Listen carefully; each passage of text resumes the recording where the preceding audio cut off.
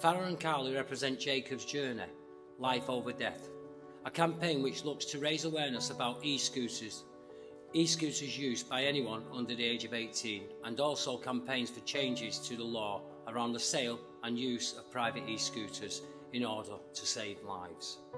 First, I'd begin by echoing what you've just said, thanking Carly and Farah for joining us today, but also putting on record kind of a tribute to the work that Carly and Farah have done despite the grave loss. I think we've seen a really inspirational presentation today, channeling what must be the most difficult moment of a mum's life into good. So I want to just echo both my thanks to Carly and Farah, to pass on our condolences, and just to say what a credit and inspiration they are to the city that they've been able to come along today and to make that presentation.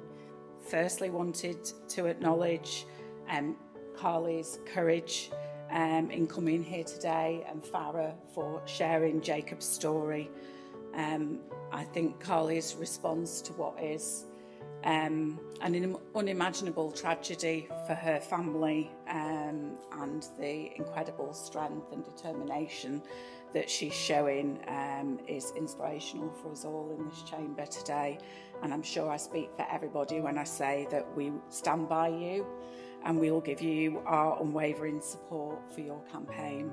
In moving this amendment, I first would like to say thank you to Farah and to Carly.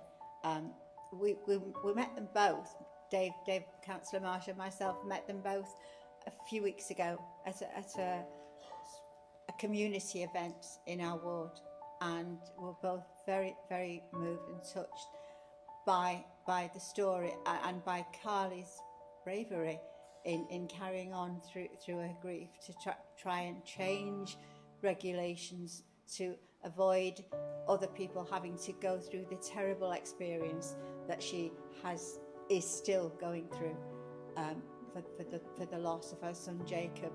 I would urge every member in this chamber, if they haven't already seen the video after listening to Farah and seeing Carly, I urge everyone to have a look at that.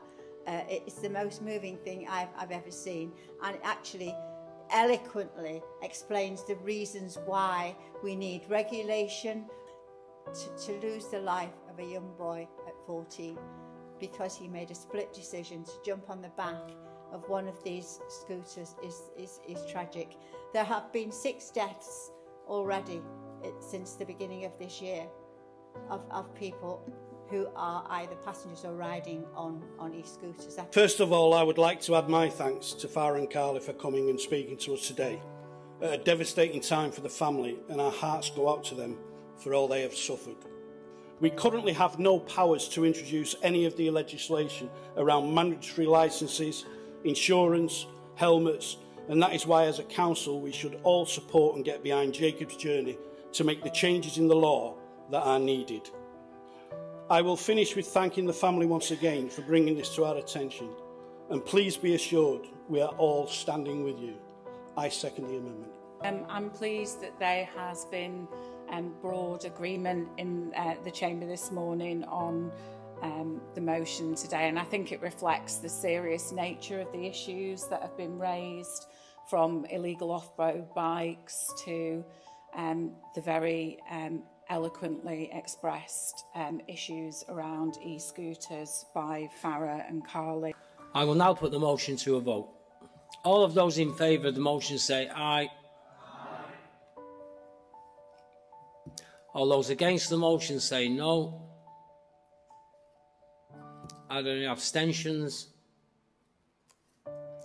Thank you. I declare the motion to be carried.